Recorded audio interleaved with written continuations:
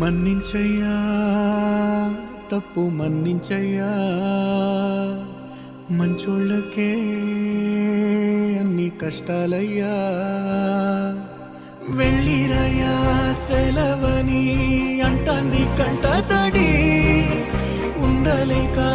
నీ ఎంబడే వస్తాంది గుండె సడి గురుదేవుడికా ఇంతటి శోకం వెలివేసినదా పాపపులో